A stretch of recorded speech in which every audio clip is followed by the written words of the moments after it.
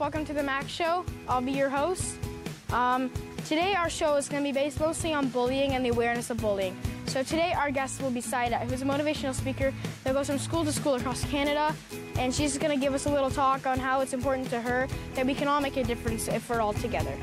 And also we're going to have Hutson, who is a singer-songwriter that I've met, and she's going to help us out and just play a little song for us about not exactly bullying, but just saying there's always somebody there for you when you're going through the tough times. And our final guest will be a director that I've had the pleasure of working with many times, Aaron Huggett.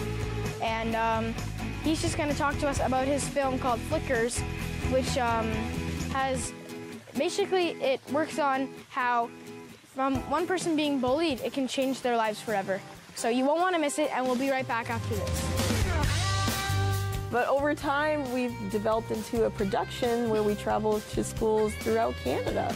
Nice. So your show's as old as I am. Yes, that makes me feel a little old.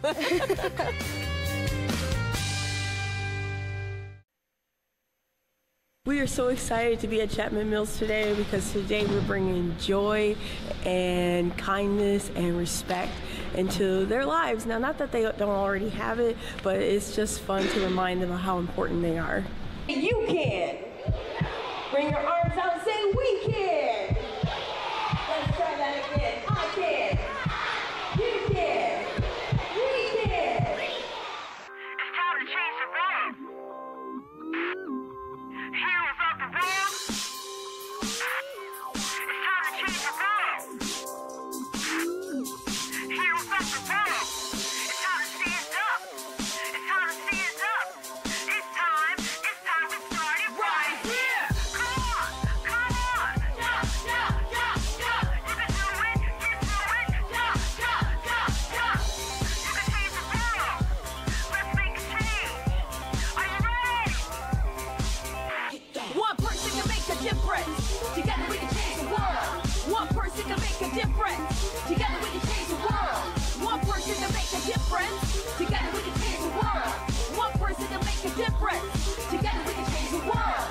Hatred, violence, spreading lies, being unkind, stop. Right here. Teasing, hitting, lying, stealing, bullying, stop. Right here. We got power, we got love, we're gonna start it. Right here. We can do it, let's get to it, we're gonna start it. Right here. Welcome back to the Max Show. I'm here with my good friend who's a motivational speaker that goes around to schools in Canada. Please welcome Saidat. Hey, Max, how you doing? Hey, good. I am so excited to be on Max TV. Thank you. Now, tell me, how long have you been doing the Saidat show? Well, Max, I've been doing this since I was 13 years old. Wow. But I actually made it a career in 2004, and it started with an easel, poster board, and a bag of Skittles. Wow. But over time, we've developed into a production where we travel to schools throughout Canada. Nice. So your show's as old as I am. Yes, that makes me feel a little old. It's okay. That's okay, I'm all right with it. What motivated you to do your show? Well, you know, I suffered with low self-esteem for many years. Growing up, I didn't feel good about myself. I didn't think I was smart enough, pretty enough, and I don't know where it came from, why I felt that way. So it took a lot of people really standing by me and telling me, hey, Saidat, you have your own gifts and talents, do what you need to do to make this world a better place, and helping me to believe in myself. And I just really wanted to pay that forward. So wherever I go, I just want people to feel good about who they are. I feel like I'm what you would call a cheerleader for life. So I go to schools and go, hey, you're awesome, you can do it. Let's stop bullying each other and let's help each other. I remember that when you came to my school, yeah. Awesome. Now, tell me a little bit about the Jeremiah effect. Now, the Jeremiah effect is very special to me. It stems from a family losing a loved one in August of 2016, Jeremiah Cron. And I really wanted to do something to help this family because, as we know, losing a loved one is always hard. Yeah. So we know that we can't take the pain away, but we can remember such an amazing young person. So we created blue bands where we would go to schools and we would find students who would demonstrate inclusion, respect, and kindness. And we would tell them that they have what we call the Jeremiah effect. He loved to help people feel welcome in their world, in his world. He would also dance like no one's watching. So on the Saidat show, we're always partying, we're always dancing. So Yeah, we gave I these know that. blue bands out. And his social media, he left a very special message. It said, we can make this world so much better with kind words. So the blue band would say, we can make this world so much better with kind words, let's use kindness. And so the Jeremiah effect was just that. And I believe it had an impact on the schools we were able to reach last year. Wow, that's a really good story. Thank you. See, I asked some very serious questions. I asked, how many of you want bullying to stop? And you know, when we think about that, we think of ourselves. We go, I don't want to be bullied. I don't want to be put down. So we raise our hand. And then I asked, how many of you want cyberbullying to stop? You want to see your picture online with good comments. And you know, we raise our hand and go, I want that. I asked how many of you want to be in your school and community and not be judged and labeled and talked about, and we raise our hand. And then, I want you to forget about his name. I want you to forget about what you think you know about this person. I pull out a picture of a human being just like you. A human being with feelings. And all of a sudden, we look at a human being and we go, him? No. He doesn't deserve the same respect I want, so we start this. And we start the negative words and the negative faces. Everything we just said we don't want. We all do it. But here's the sad thing. We all want acceptance, but sometimes we forget to give acceptance. We all want people to go, yeah, we make mistakes, but you know, we're learning. We want people to feel like that about us, but yet we won't give that same respect to others. We want people to talk well of us, but sometimes we forget to give the same words to people that we want for ourselves. Now, I know that you go to schools around Canada. How can people get you to go to their school? Well, you can go to my social media, saidat.ca, so the word said and the word at together. I also am referred by school boards, principals, and teachers, parent council. They usually book us. And so I think 90% of our work is word of mouth. So if you want us, you can look us up online and we'll come to your school or community event. Nice. Well, thank you so much for coming on the show and teaching us that one person can make a difference, but together we can change the world. Thanks. And you are making a difference, Max. Thank you. We'll be right back after this. If you're ever down on Water Street, look for my light, I'll leave it on for you. I'm here for you. If you're tired of your dramatic life, take a breath and dry your eyes, it's true. I'm here for you.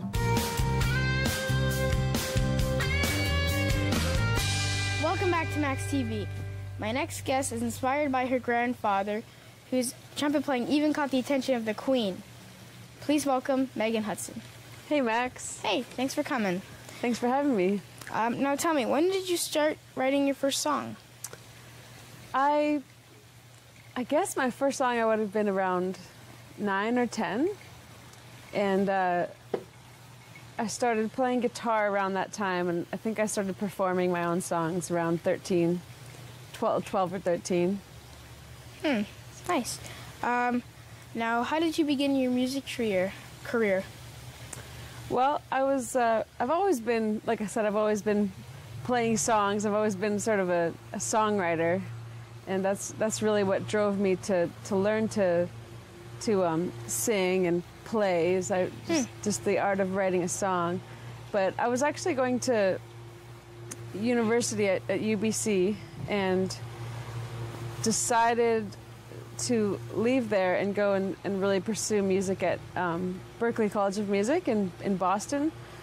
So when I moved there, I was really able to hone in on some skills and learn how to, produce and compose and really do everything to give myself a good tool belt of skills that I could use to really make the music that I wanted to make. So once I graduated from Berklee, I moved to Los Angeles and that's really where I started. That's where I really started to delve into my music career. Nice. Now, I've heard that you played in a lot of famous clubs in LA, like the Viper Room and some others. So, how was that like? And did you meet a lot of interesting people there? Yeah, I did. I actually had a residency at the Viper Room, and it was really cool to to be in Hollywood, and there's so many great acts that have played in those venues. So it's cool to kind of be a part of that, and plus they have really great sound guys out there. So when you play a show with your band, you always have good sound. So, but yeah, we played all around Hollywood for a while, and my band and I, and it was a great experience. I heard that you worked with a lot of fantastic musicians. Would you care to tell me a few of them? I'm an artist, and I play my own music, but I'm also a songwriter, and I work with other artists on their music. And some of the people I've worked with are Earth, Wind & Fire, and that was a particularly special memory for me because I've been a fan of Earth, Wind & Fire for quite a while, and it was really cool to have the opportunity to get in the studio with them and see them record, and to also see them sing the lyrics I'd written, and to be a part of that was really cool. And they released the song on their latest album called Now, Then, and Forever, and the song is called Love is Law. So that was cool. That was a couple of years ago. And I also have worked with Malcolm Jamal Warner, who you'd know better as Theo from The Cosby Show. Okay. Probably. And I did some work with Robert Glasper, who's a multi-Grammy winning piano player. And Nice. Lettucey actually sang the hook on that song.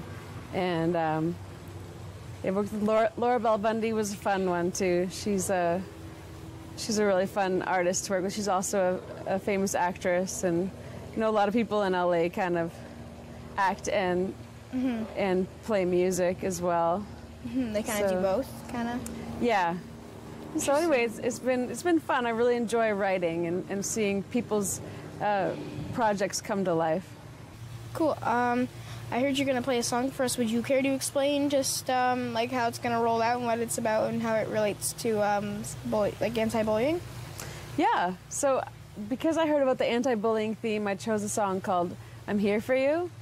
And it's basically a song to let people know that when you feel like you're alone and you're having a really hard time, that there are people there that really care about you and are there to listen and help you out. So it's kind of like a friendship song. Nice. Interesting. Yeah.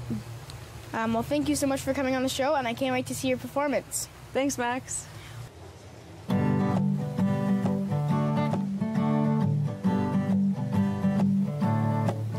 If you're ever down on Water Street, look for my light, I'll leave it on for you. I'm here for you.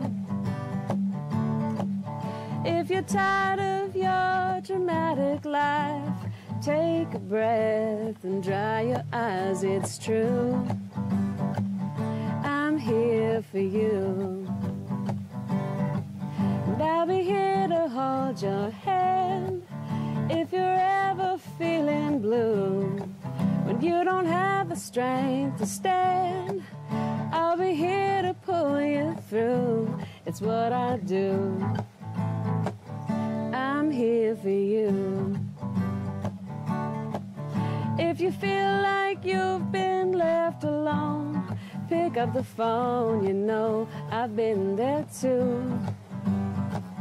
I'm here for you. When you've lost your will to play the game, I'll help you find another way. It's cool. I'm here for you. And I'll be here to hold your hand if you're ever feeling blue. When you don't have the strength to stand, I'll be here to pull you through. It's It's what I do. I'm here for you.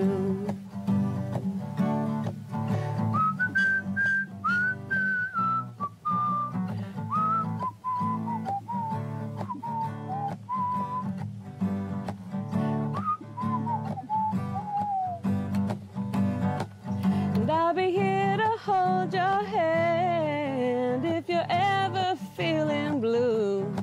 When you don't have the strength to stand, I'll be here to pull you through. It's what I do.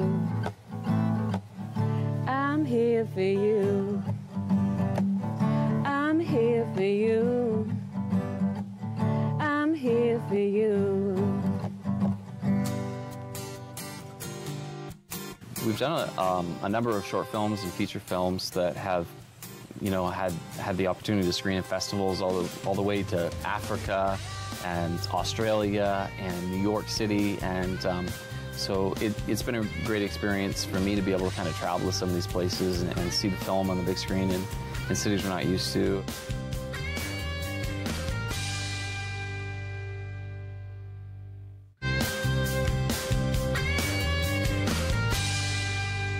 Welcome back to Max TV. My next guest does it all. He's bringing Canadian short films back to Canadian history. Please welcome my friend, Aaron Huggett. Hey, Max. Hey. What is the inspiration behind your movie Flicker? So Flicker, we came across this book, and it was from the 1960s, and it had these pictures of these characters, Dick and Jane, and everything seemed really kind of happy and innocent. And then we, thought about how that contrasted the way the experience is for people in schools sometimes now, where they deal with things like gossip and bullying and physical violence.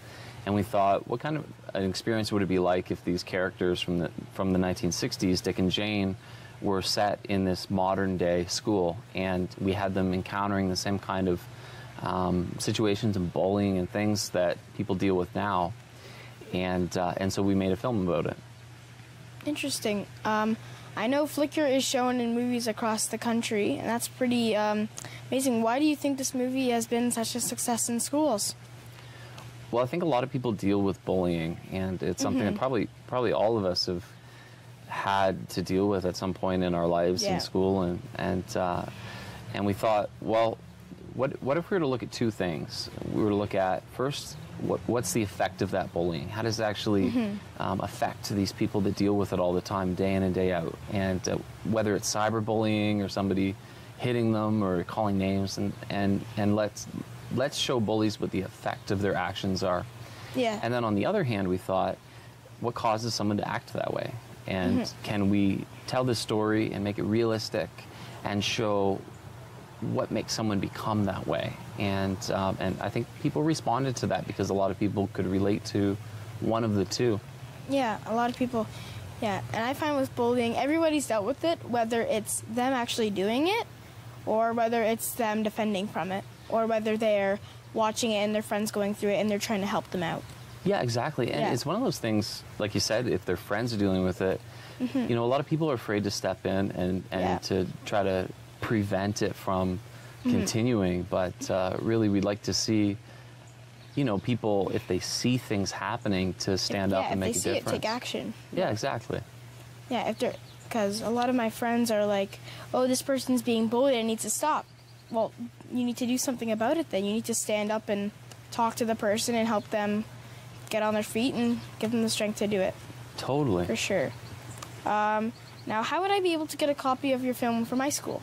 Well, if schools want to screen it, then they can check us out on Facebook. My Facebook page is facebook.com/Aaron J. Huggett, and make a request, and we'll get a copy to them.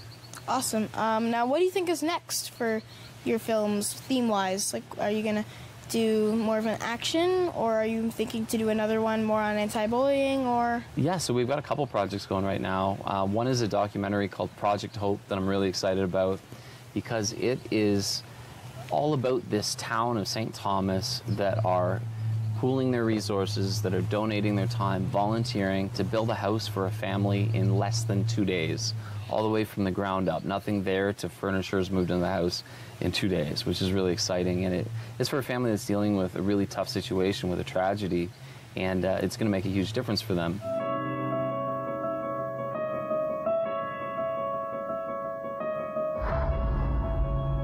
Johnny was an incredible goalie.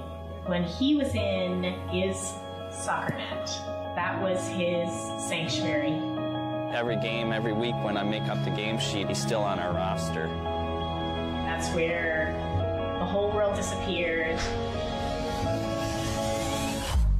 We were starting brand new careers, and we said we're going to live in this house for 5 years, and then we'll be on our feet again, right? Johnny will have a higher position as a building inspector. I hopefully will have a permanent position as a teacher. We're going to build another house. We had a plan, then we had each other, and then cancer came along, so I thought it was all over.